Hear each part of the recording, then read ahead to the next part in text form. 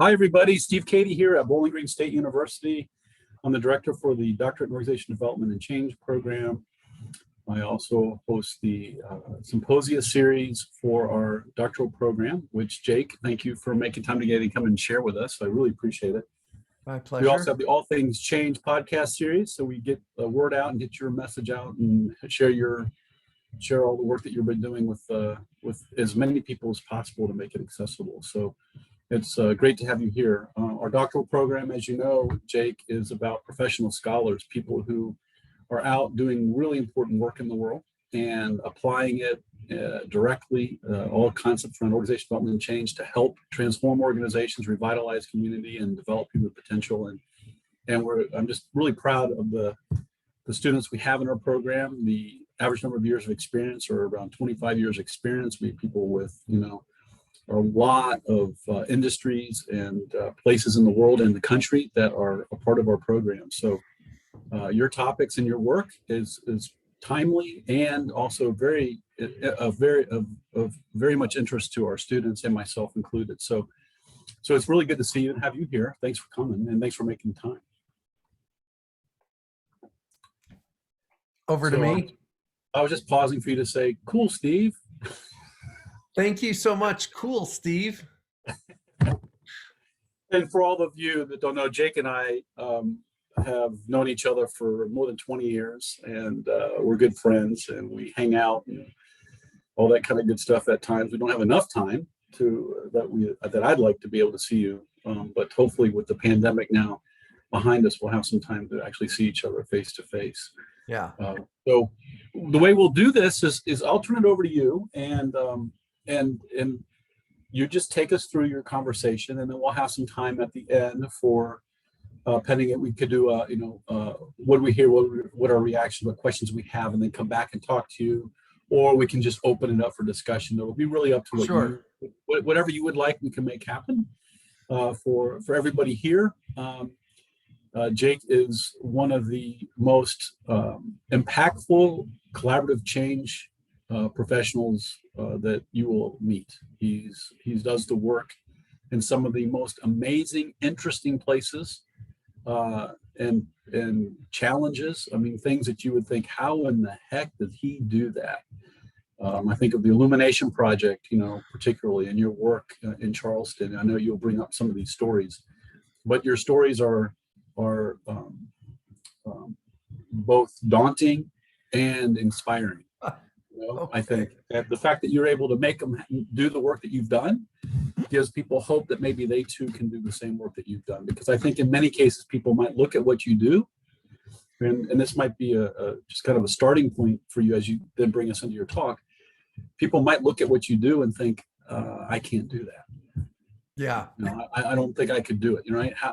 And so I think your story and your work gives hope, gives encouragement to people that they too can make the kind of difference that they yearn to make in the world that they want to impact.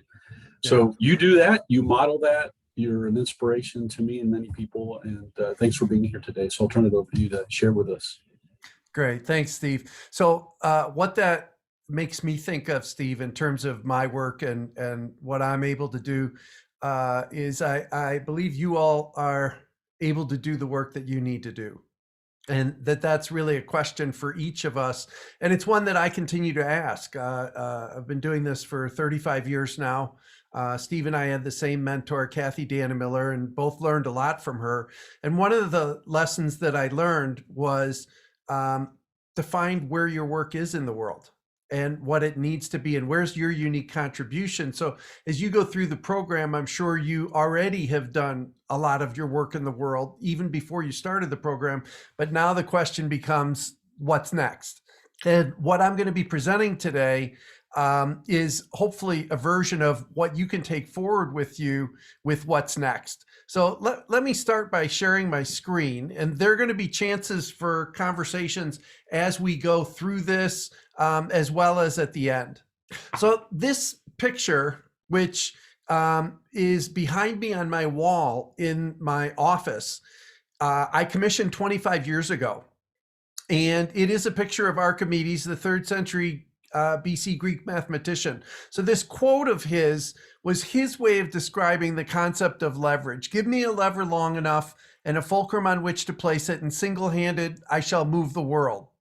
And as the stories go, when Archimedes was in his time, they had competitions about moving boulders. And Archimedes was an older gentleman at this time. He would sit on the sidelines and wait for the strongest men in the world to be able to move these boulders.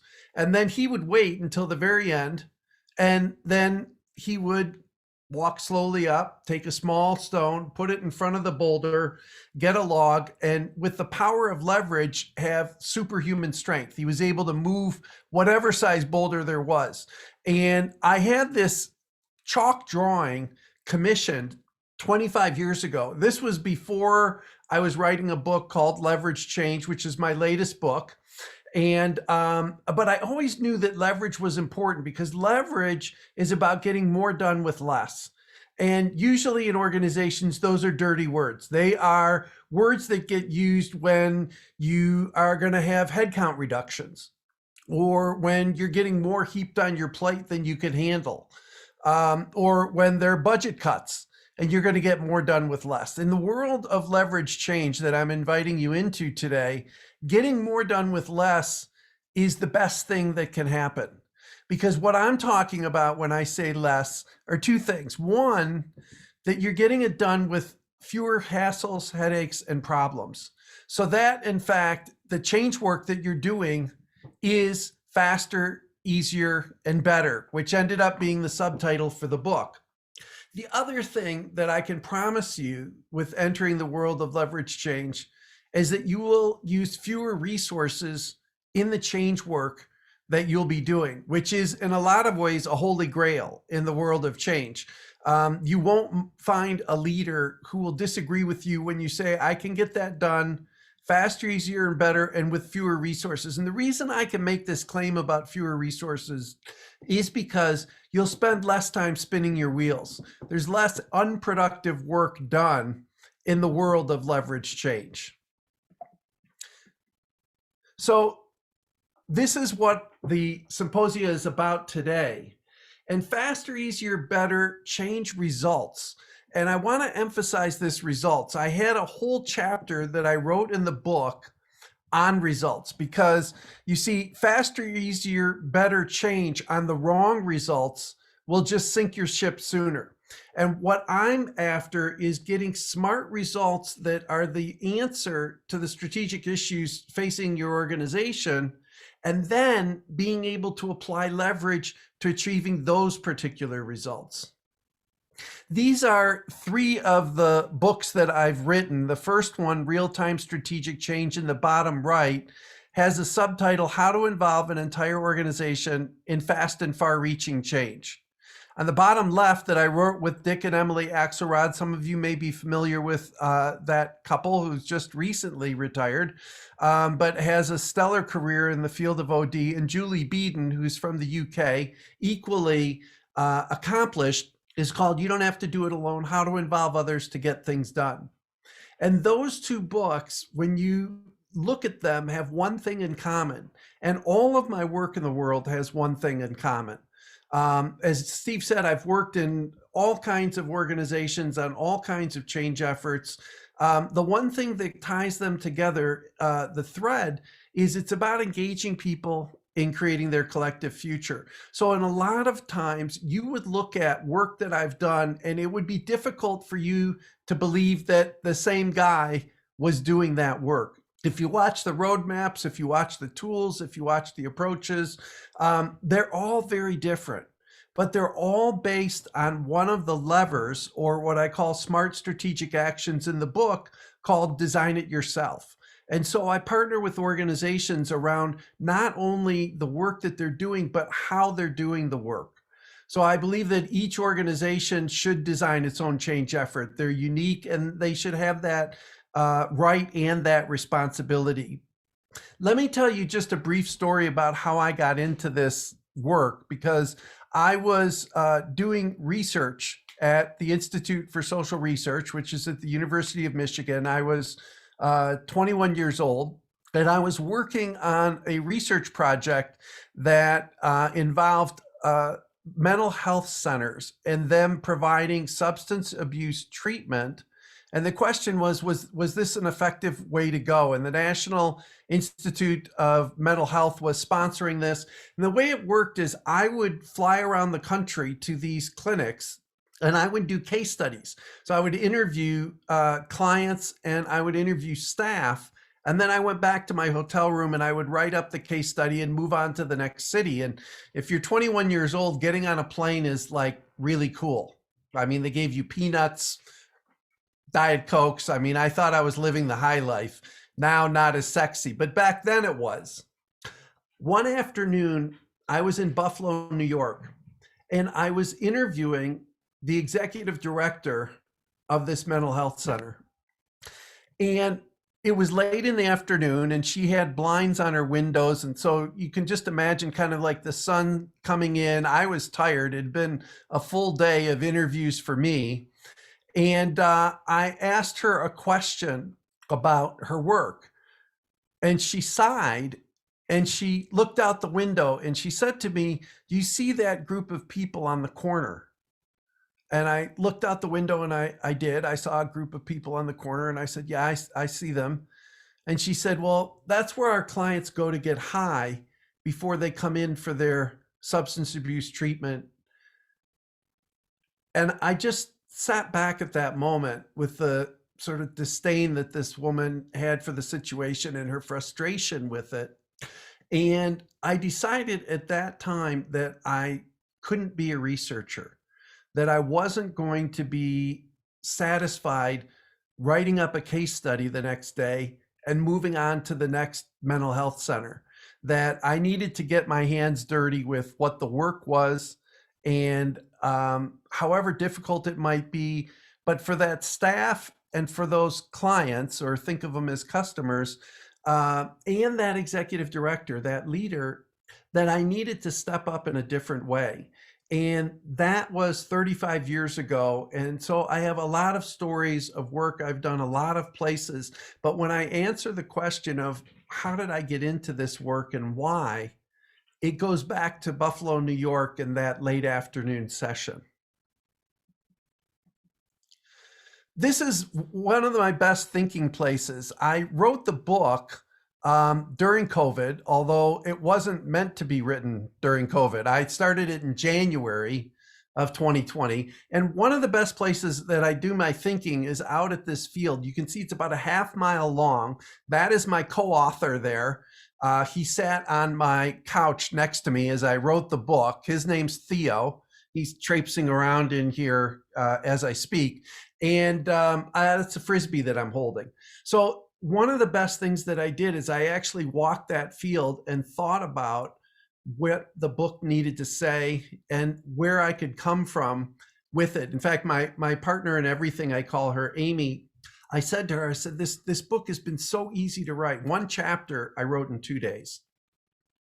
And she looked back at me and it felt like she kind of took the wind out of my sails. And she said, "Well, you're just writing what you already know." And I kind of smiled and I looked back and I said, "Yeah, actually, you're right about that. Maybe that's why the book is so easy to write." Plus, of course, a great co-author. So I have a question. I'm going to ask you to put this into the chat. Where are some of the best places for you to do your thinking? And it might be when you have papers that are due for Dr. Katie or the program, or it could be in your work setting. But type into the chat, where are some of the best places that you do your thinking?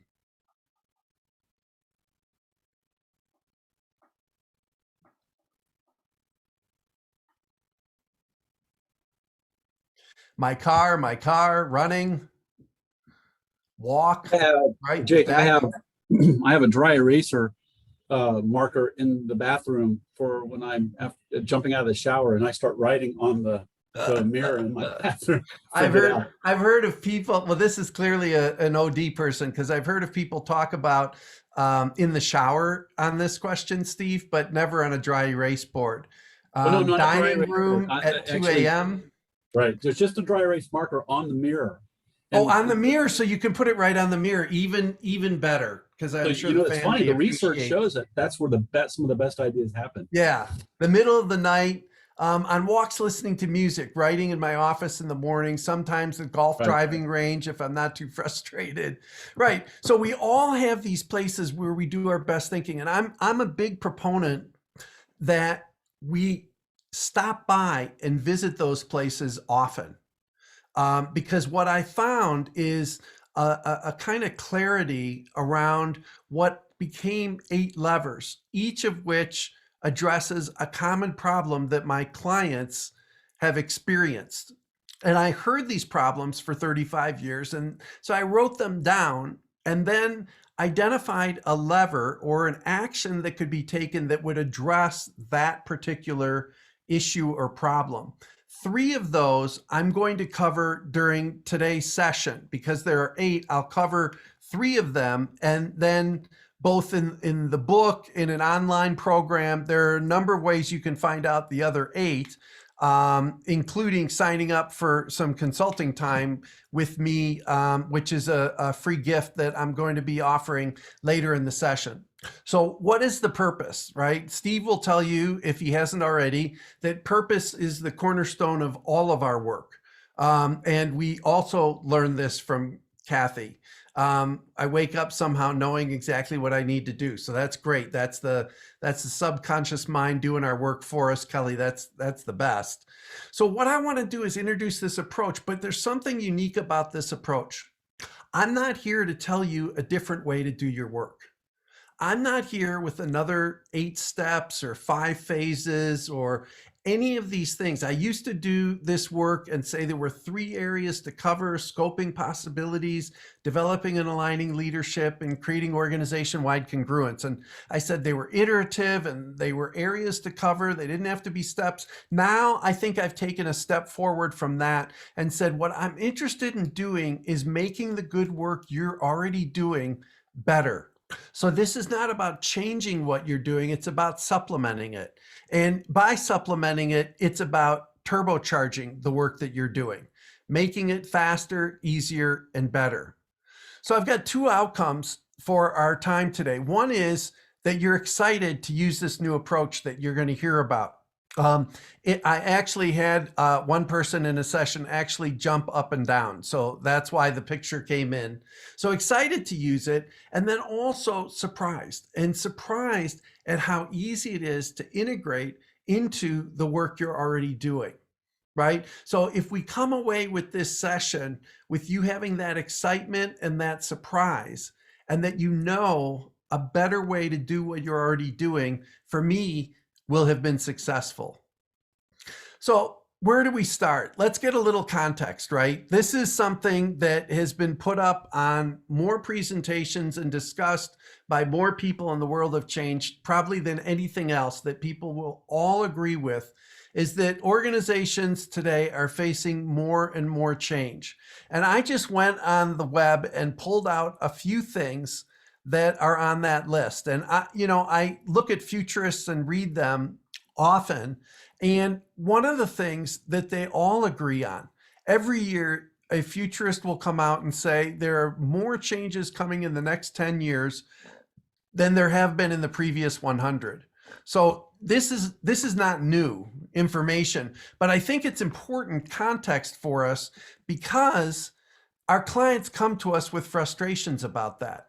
And senior leaders have frustrations about that. I hear 3 of them in particular.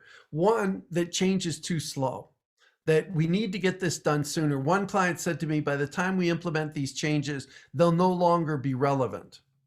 Another, too hard. So here we've got a guy trying to push a boulder without a lever, unlike Archimedes did, and the change is just too difficult. It's hard to get across the finish line. And then the last one is too disappointing.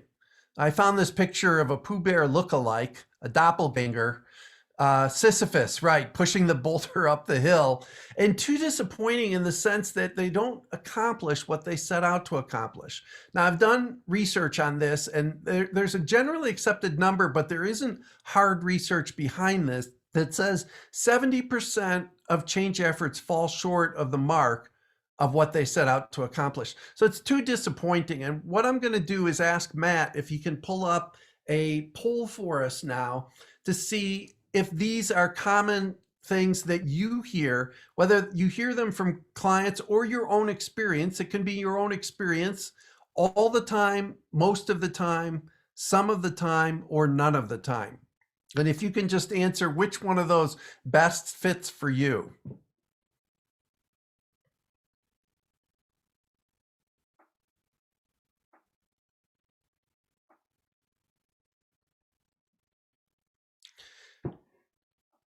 Steve and Matt, you should feel free to play along as well.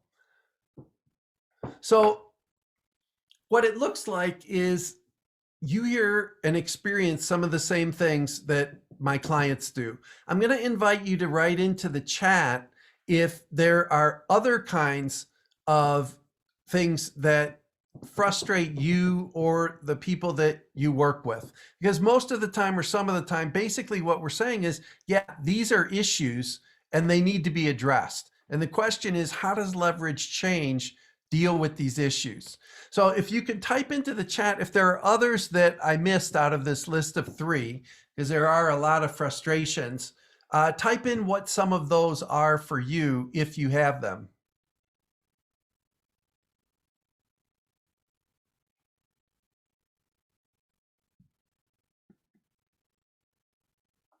Too many changes, right? So being overwhelmed by the amount of change. And I actually, Debbie, one of the levers we're going to cover deals exactly with that issue. There's not enough time to devote to the effort, right? So one of the levers that I have dealing with people having too much on their plate, right? Which was another thing that I'd heard. Right, just get it done. Don't learn anything, but just finish it. All levels of the organization were not included in the decision. Well, once you finish with Dr. Katie's program, none of you will ever have that problem again in the world of collaborative change. And competing agendas, right? So there are different things that need to get done. Where does this effort fall on the list? And you're studying cognitive biases, right? Comfort with status quo, risk aversion to change, right? So there are levers to address each of these. And most don't engage the people. You know, there's that saying that people don't mind change, they mind being changed. And so helping people, people own what they help create is another watchword that I go by in terms of how do you make sure that you engage people? So we've got a lot of models and you've learned a lot of models, I'm sure, in the program, and you will learn models in the program.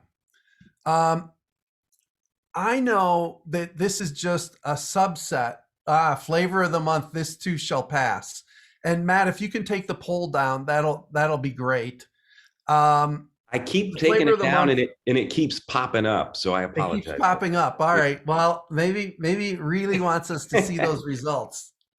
So these are different methods. Now, some of them that you may be familiar with will go around the outside of this, which are more recent models that have been brought up. Keith McCandless with the Liberating Structures, Bob Anderson's Leadership Circle Profile, Harrison with Open Space, Marvin Sandra with Future Search. All of these are good models. And I believe we each have favorites that we go to. And they've worked with us and for us, which is why I'm saying I'm interested in making a good thing better. So I was faced with this question when I went about leverage change, which was, how can we provide even more value, even more to the work that we're doing? And I came up with, yes, there is a way, and it's this concept of leverage. So what I'd like ringing in your ears is, what is the power of leverage? How did Archimedes get that superhuman strength? And he got it with smart strategic action, small things that have a big impact. That's the definition of leverage. So I'm going to ask Matt to put up this handout again. If you didn't download it the first time, I'm going to ask you to download it now and make sure you have this in front of you. And you can see as it's on the screen, There are common problems identified on the left-hand side, and then specific levers that address them on the right-hand side. So what we're going to do is focus on 3 of these to begin with. Too much change, which came up as a problem that got typed in, and paying attention to continuity is a lever to address it. Change takes too long, and think and act as if the future were now is a lever that addresses it. And then people reject your change approach because it's not invented here. So they have an issue with the approach even before you start dealing with the change itself, and design it yourself as a lever for that. So we're going to get into more detail on the levers and what those mean. What we're going to do first is what I call a rapid response consultation. Here's how this works. I'm doing it so that you will see the levers in action. You will see me in a 5-minute period do a consultation with somebody from the audience, somebody from the group. And here's how it goes. You pick any situation that you want, and you give us a 2-minute briefing. And I've got a countdown clock. So you give us a 2-minute briefing on your situation, who's involved, what are the issues, what's your role in it, whatever you think we need to know to be able to do a good job in helping you. And then I'll have 5 minutes to try and help you, where I'm going to use the levers, and the goal is one breakthrough idea, one idea that leads to faster, easier, better results. And the way that I'm going to entice somebody to type the word me into the chat, which is the key, the first me is your volunteer, is that I'm going to send them a signed copy of the book Leverage Change. So the first person who types me will be our volunteer, and I'll ask you to send Matt privately the address to which you want that sent, or the email if you'd prefer to get it as an ebook.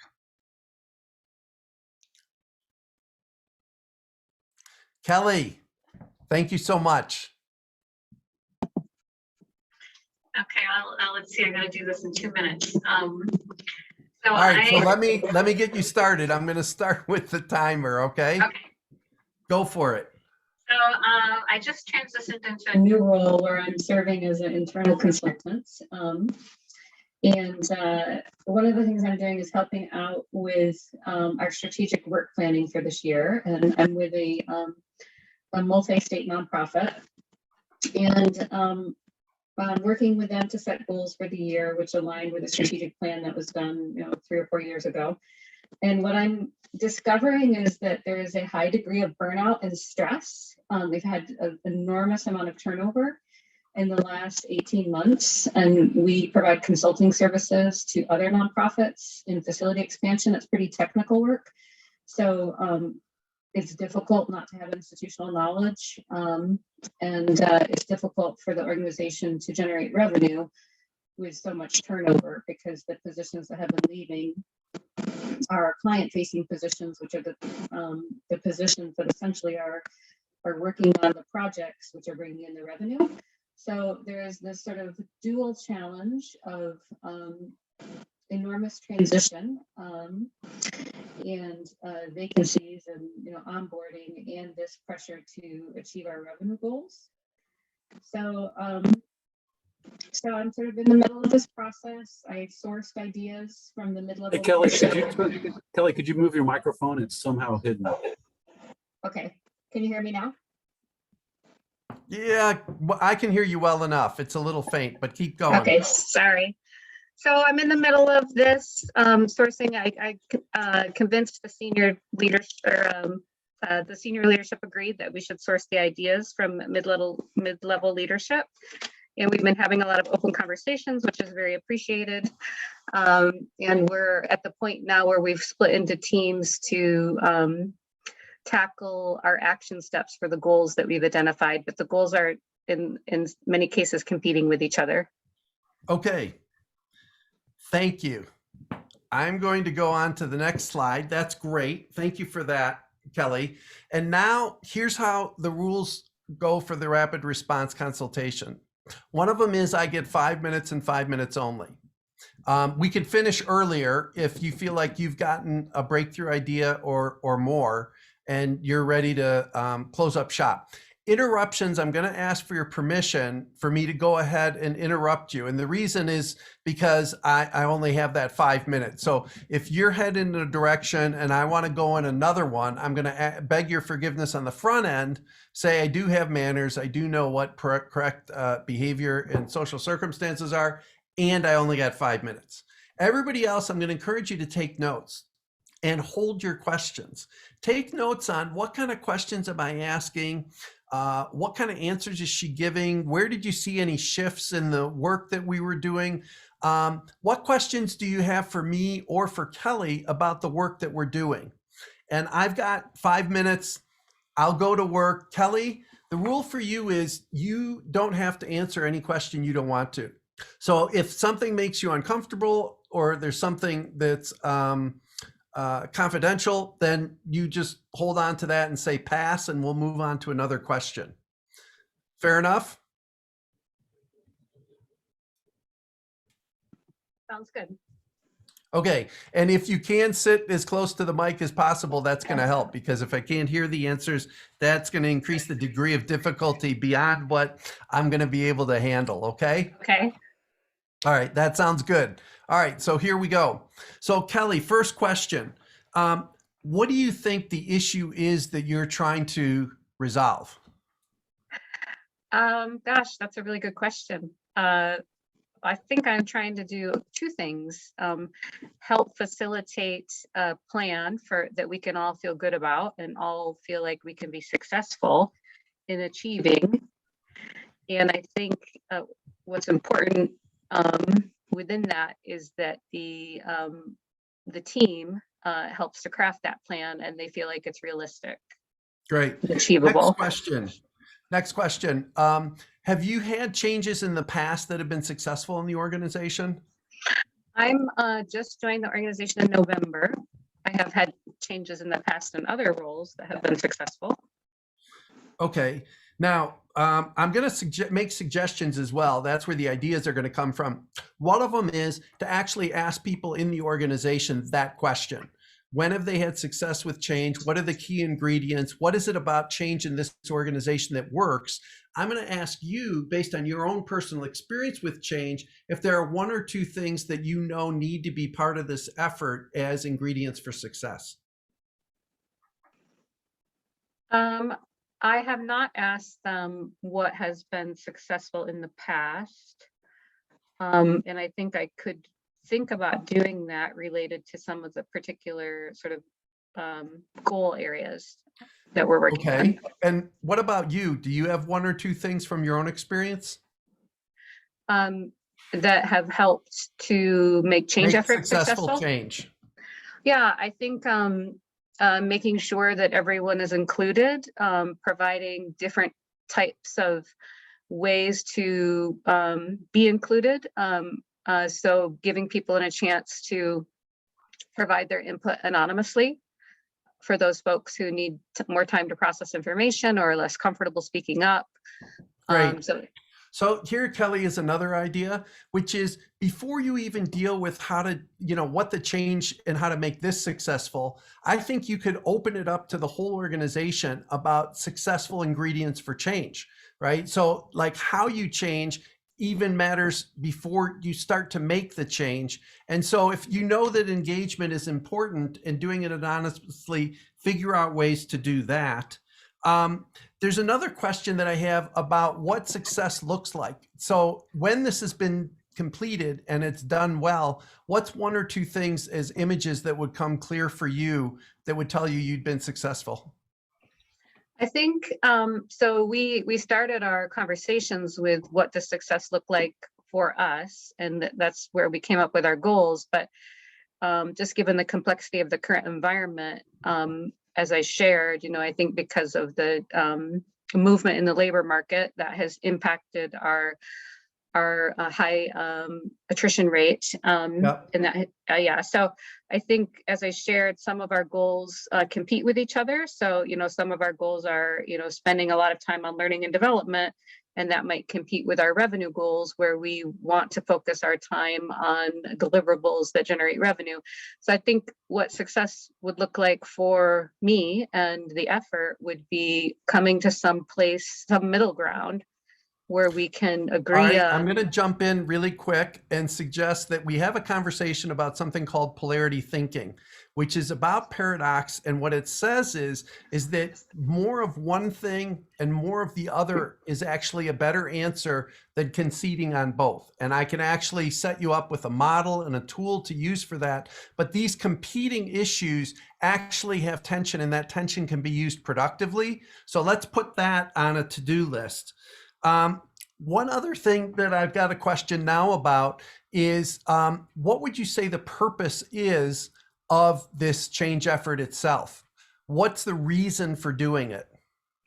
Well, we want to be successful. We sort of have our plans correspond with our budget years, and I think we want to be successful in terms of meeting our financial goals. And we want to reduce attrition and increase, staff satisfaction, so that we will So one be able to last keep our thing I people. would suggest, which is to break this down into stages so that you can celebrate success as you go, rather than taking it as one large effort that you have to get done in order to be successful.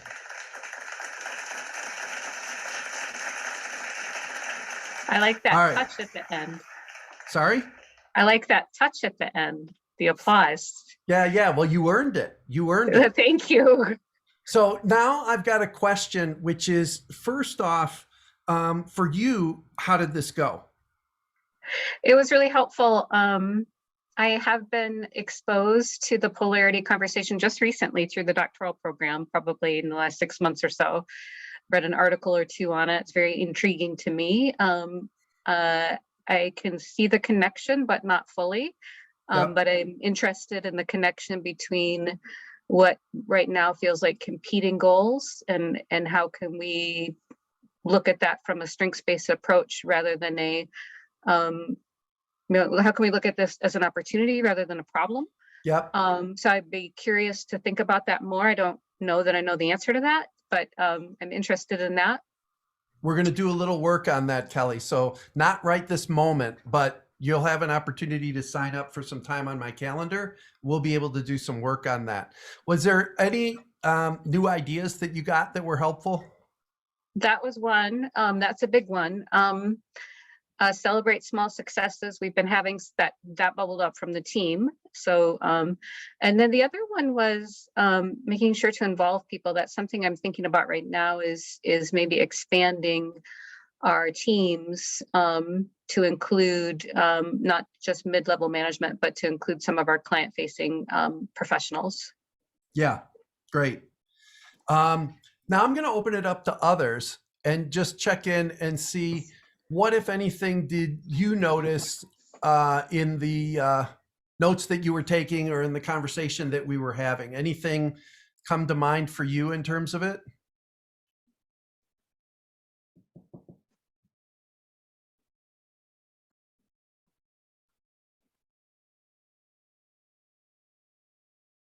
All right. I'll break Let's the go. silence, Jake. What? So maybe somebody will say something else. I think the observations you made after the very positive questions were all very open. The word I used in every no was open. Open to the others in the organization, open to both sides in polarities, open to breaking up the steps. Yeah, and Carol, what I would say is, for me, that openness goes back to choice. Correct. And choice is empowering. Yep. So more options. One of the things that I think is true about leverage changes is that the most powerful position is actually the first decision you make about how to go about making the change. Because from that point in time, the degrees of freedom begin to narrow. Right? Yep. So as soon as I say, these are the people who are going to be involved in this way, here are the people who are not, or here are the people who are going to be involved in this way, here's how others are going to be involved. As soon as that decision gets made, that decision now is off the table. You've made it and you're moving on. So what I'm looking to do, and what I was doing during this conversation, was looking at how do we continue to open that picture so that there's more choice for the organization, there's more choice for people, there's more opportunity for people to claim more power in the effort itself. So Carol, I think that's spot on. Anything else that people notice before we move on?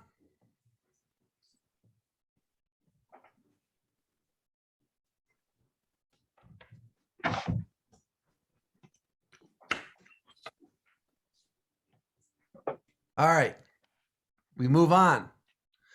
So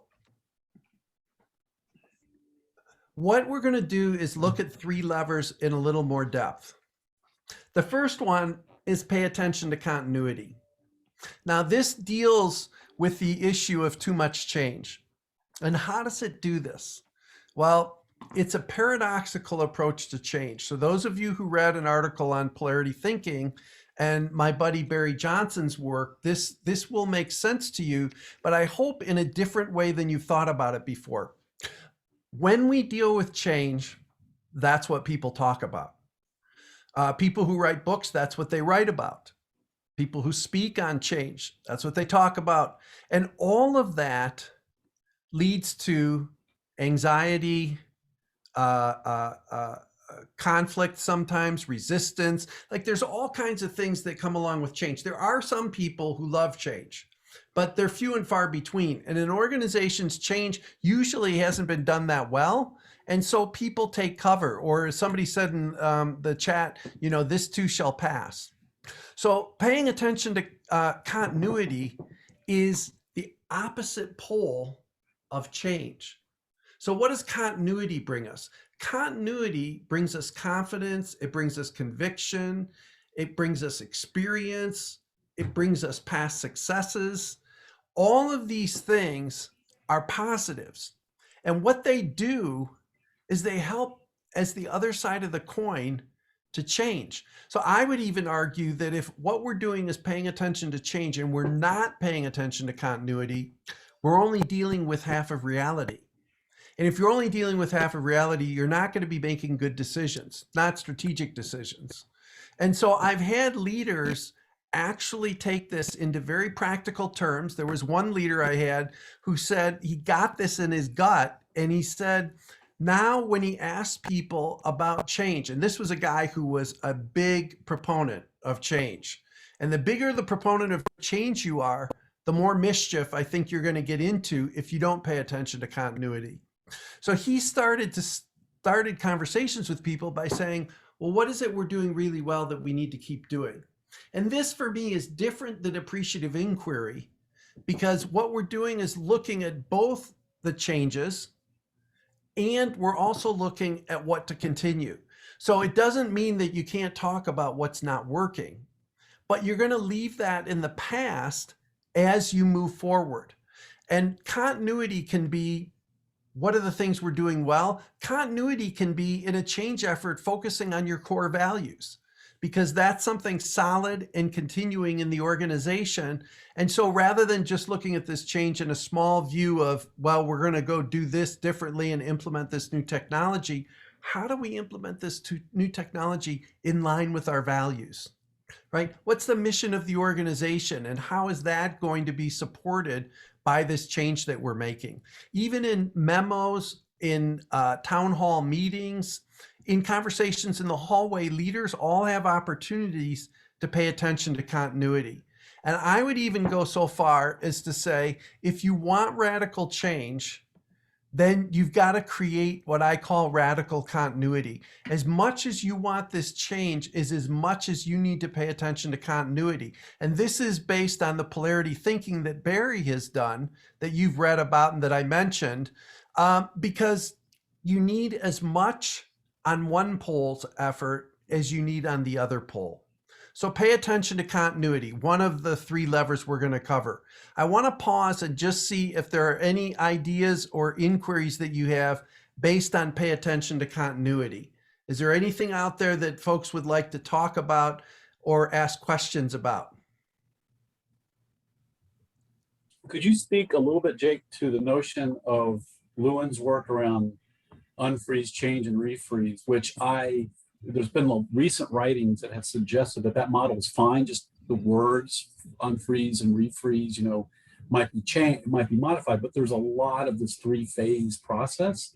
Yeah. And could you kind of apply this or react or reflect on how this might be enacted as someone thinks about the larger scale? Yeah, Steve, I would probably amend Kurt's statement. Unfreeze, change and continue, refreeze.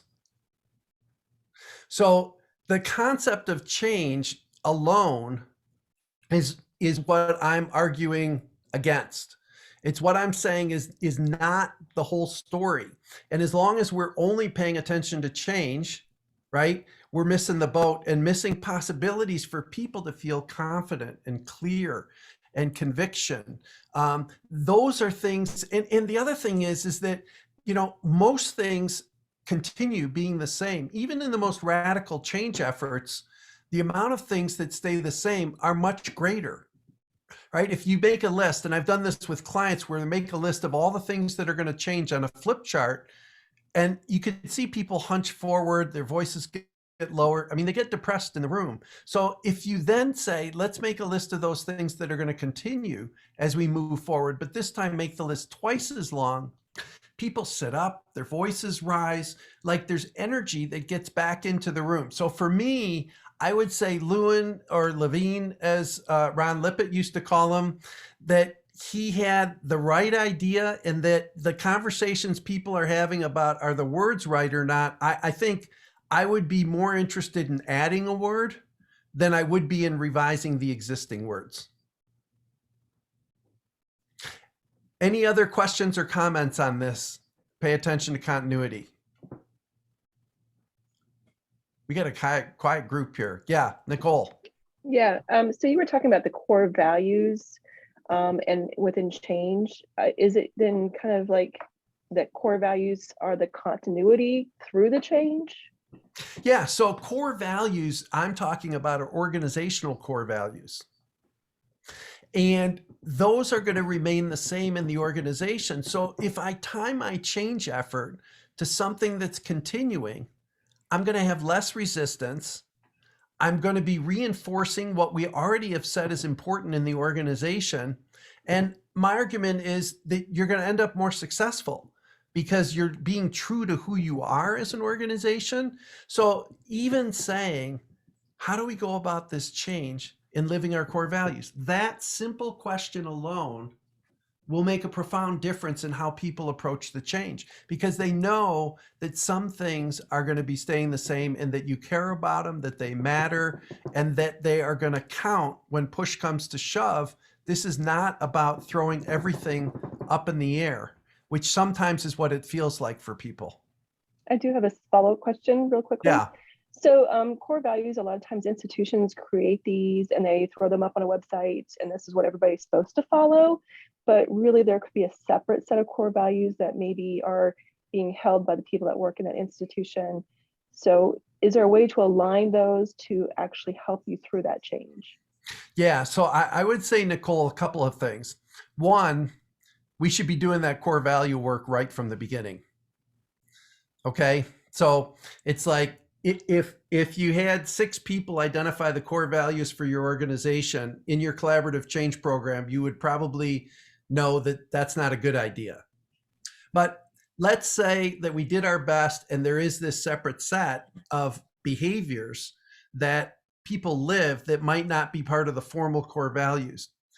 you can change the question to just be, how do we do this change work in a way that's true to who we really are?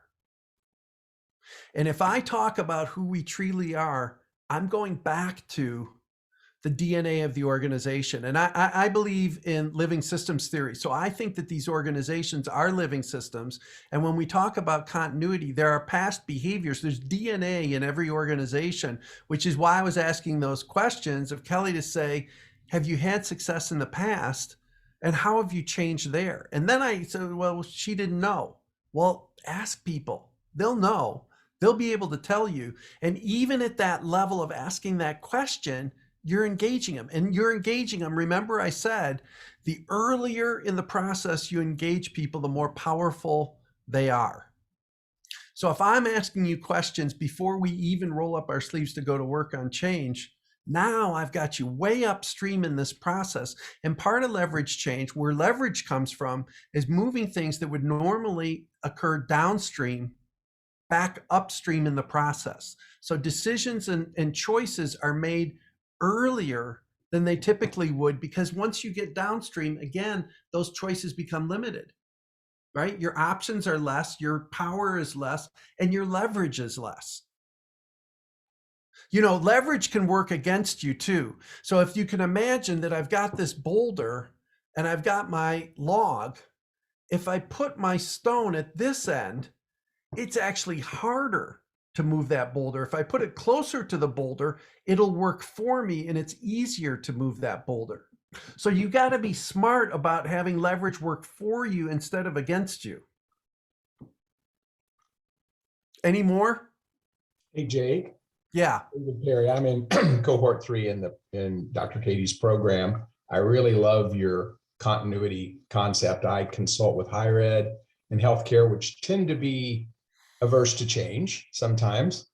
And I think this idea of continuity is much more acceptable to these two industries where they build off their strengths. I work with Stanford Medicine. They did amazing things at COVID. They're now introducing COVID instruction into the School of Medicine because it was proven in the clinical side. And I would say this program, which builds off a master's program that's been successful for 45 years. And they're exactly.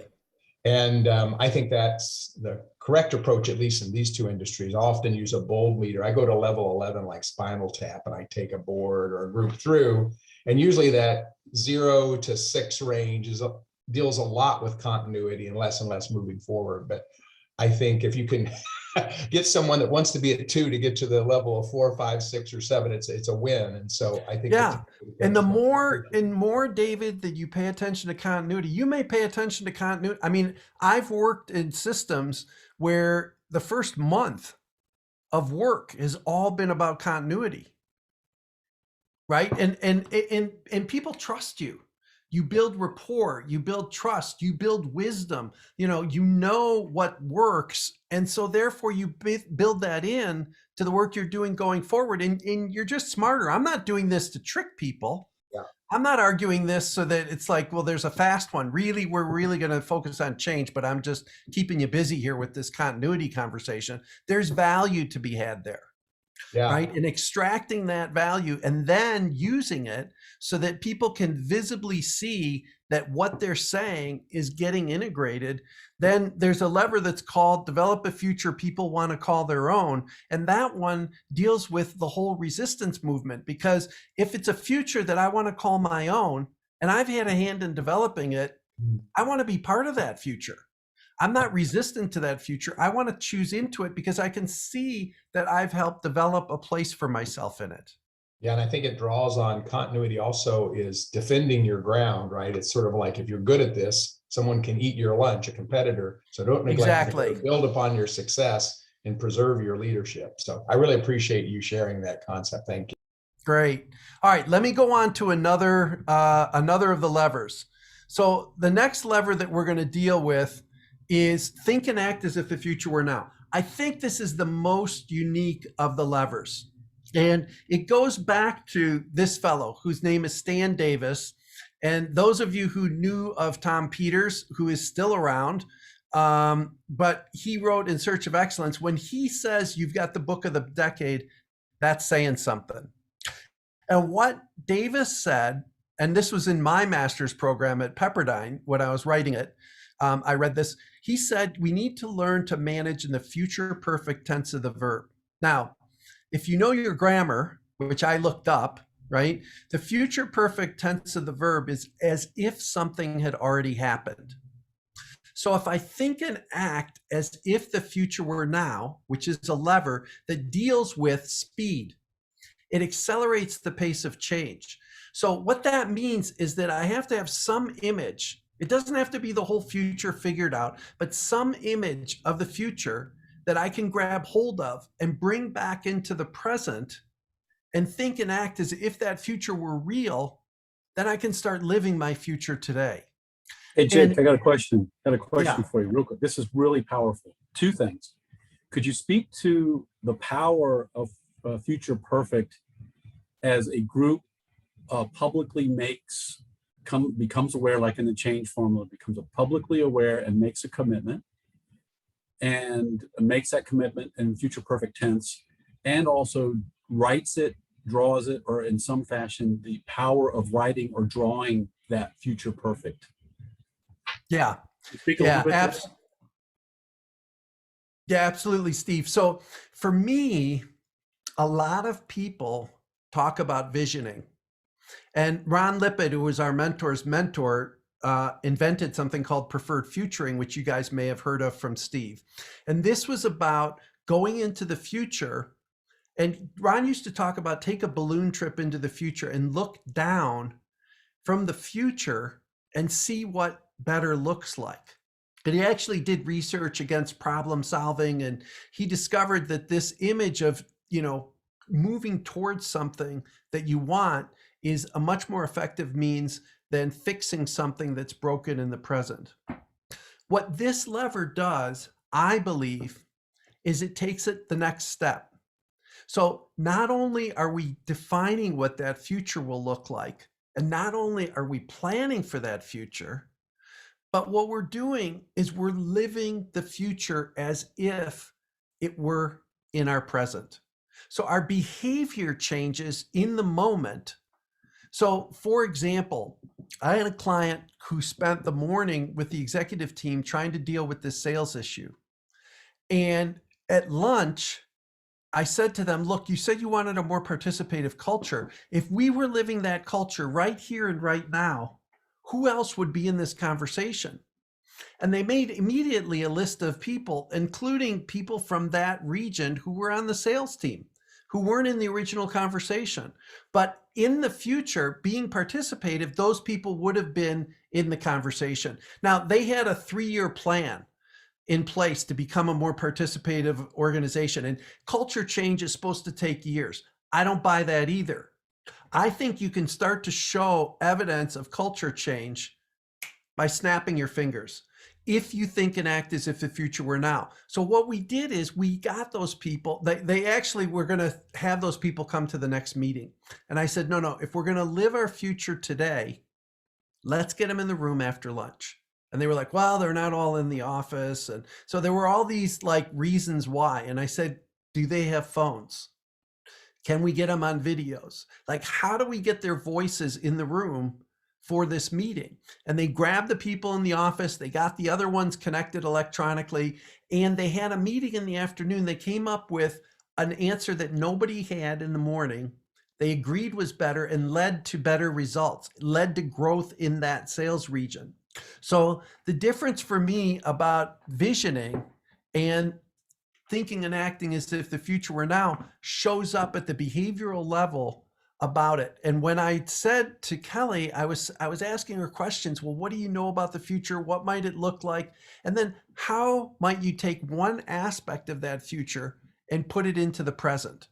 And then you can take another aspect and another aspect. But what happens is that people start to look left and right in the organization, and they see people behaving differently. They see change taking hold. So if I'm resistant and I say this too shall pass, and my colleagues are behaving in the new way, right? Doing business in new ways, it's very difficult to continue to say this too shall pass when before my very eyes, the future is appearing. And that is different. So what I say is most of the time we look at the present and then we define the future, right? People often in even in retreats, they talk about what's, working and not working today. And then let's take a look at the future. What I'm saying is I would suggest you start with the future, get an image of what that looks like, and then bring it back into present day behavior. And that difference of putting it into behavior is where the difference gets made in terms of the speed of change. I don't have to wait years for culture change.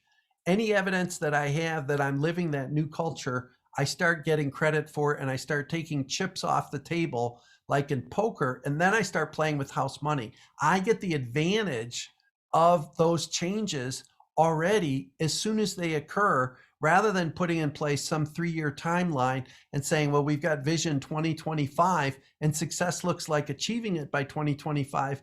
I'm not satisfied with that. Leverage change would tell you that you can start achieving that future much, much sooner. All right, we pause again. Any thoughts, questions, or ideas about think and act as if the future were now? What is your favorite comment you've gotten from somebody who has been doing change a lot, has models, has stuff, and they've complimented their work? What has been your favorite email or something that surprised you that really told you you're on the right track with your work? Yeah, so my favorite comment is, wow. So I got an email from somebody, Steve, just last week, where their wow was around how fast things changed. So I've got a story in the book about a leader who was having trouble with a direct report. And this person was on the way out. She was the marketing director. It was a transit company. She was on her way out, and I introduced this think and act as if the future were now, and said, and the team didn't like her either. She was definitely in trouble. And I said to the leader, I said, well, how would you treat this person if they were your MVP? If they were adding the most value that they could, how would you treat them? And they had a whole list of things that they would do, including giving them more challenging projects and all kinds of stuff. And so I said, all right, well, let's think and act as if the future were now. Let's start doing some of those things. So we called this person in, and she thought she was getting called in to get fired. And what we said was, look, here's this lever. This is what it means. This is how we're going to live it. And so you now have the most challenging project in the group you're in charge of. And she was shocked because she thought she was going to be shown the door. What happened was she stepped up in a whole different way. The level of support she got from that senior leader was a whole different way. The team respected her in a whole different way. And what we found, I went back the next week, I went back the next month, that this person's behavior and that their performance improved dramatically from this very notion of thinking and acting as if the future were now. And you could say, well, that's a form of self-fulfilling prophecy. Some of that is, but I think I go back to that future being present today and having that leader treat her as if she had already been the most valuable member of the team. So I get these stories in particular around this lever because it's the most unusual. People are not used to thinking and acting as if the future were now. It's a different way of going about things. And I still don't really understand why Stan Davis in 1985 wrote this book and more people did not understand and apply this because of its power. And this works in your personal relationships too. I can tell you, my partner in everything and I have conversations all the time, and she tells me what she wants from me. And, we do visioning. And then I'm like, okay, well, what of that could we live today? Or sometimes she says to me, hey, Jake, if you were living this today, what would your new behaviors be? And I'm like, okay, well, let's go to work on that because I can see what they are. And rather than working towards them or putting a plan in place to achieve them, just start doing them. Yeah, and that goes like a quote that comes to mind is walk in the door to a room as if you got $1 million in your back pocket. Say more. Right? Well, you know, sometimes people say, you know, hey, I'm a little uncertain. I'm a little uncertain about what I'm walking into, the group of people that I'm going to be walking into. I'm a little nervous. And just walk in that door as if you are a wonderful success. Walk in that Yep. door as if you don't Yep. need a thing. You have all your needs met. You have a thing in the world you need. Walk in that door like you got $1 million in your back pocket. And it just shifts the whole energy of the experience Yep. in the room. Yeah. And then even drill down for me to the behaviors. So Right. what would you be saying? Who would you be talking to? What kind of questions would you be asking? Because the more concrete, the better, right? Because Right. it helps people make that leap. Because this is a leap. These levers, the other thing I want to point out is they're all paradigm shifts. None of these cost you time, money, people. They cost you a new way of thinking. So to think and act as if the future were now, I don't have to go get more resources to do that. I just need to start thinking and acting in that future version of myself or my team or my organization. Right. So let me jump into our last lever that we're going to cover. Design it yourself. So this is one where I said earlier, I don't believe that organizations should get stuck using somebody else's process. Even if it's a good process, they should have the right responsibility to define their own purpose statement, their own outcomes, and their own roadmap. Now, you may go back and say, you know, we had a really successful effort in the past. Go back to it. Take the best of that best. It may even look very, very similar to what you do this time, but you've had the option and the choice to examine it, to be able to decide what does better look like. And if you haven't had success in the past, then even more reason that you should design it yourself. So when I'm saying to you, make a good thing better, you've got models that have worked for you. That's great. I'm a big fan of that. And you still have this responsibility to be clear about that purpose, outcomes, and roadmap. And that roadmap can shift and change over time. So I've had a lot of work that I've done where we've changed course because the realities have changed. If I'm designing it myself, I have ready permission to make those course corrections, right? Because they are about getting where I'm going. So short learning loops or short cycle, rapid prototyping is what my manufacturing clients call it. You go after something and then you tack quickly so that you're never far off that straight line between where you were and where you're going. So those short learning loops, you continue to ask this question: how are we doing? Where are we headed? Are we doing this the way we need to be doing it? Is there a better way we should approach this next step? All of that gets mapped out as you go and before you go. So again, I'm not arguing against planning. I think you should have that roadmap clear. And I think you should have the freedom to make adjustments as needed.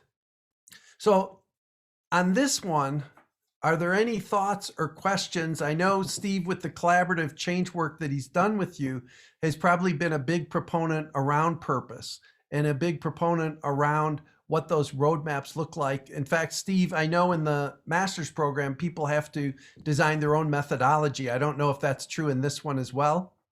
Well, their dissertation becomes their methodology. It becomes an evidence-based exploration of the area they want to be a thought leader in. And so our whole focus is on the difference between master's and doctoral level is doctorates create knowledge, produce knowledge by writing it up and disseminating it in academic, professional, and popular arenas. Right.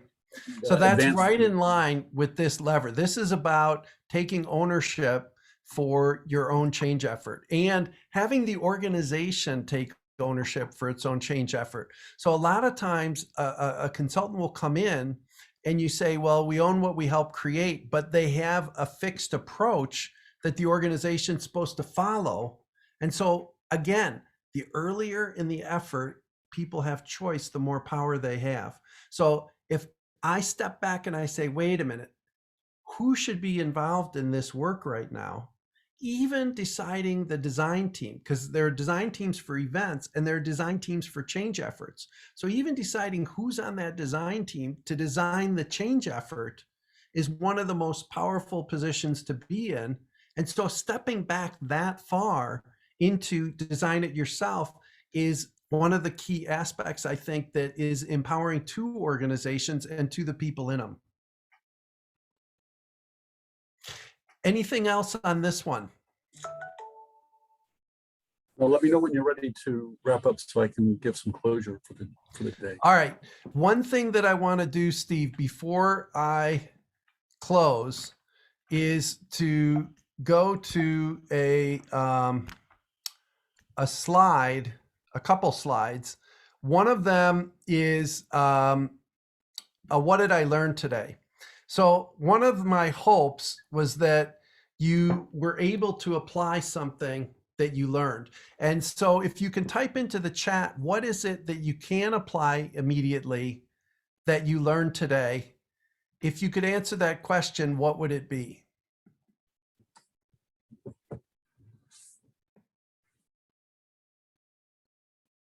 Right, begin to act like the future state is now, balancing the change with continuity.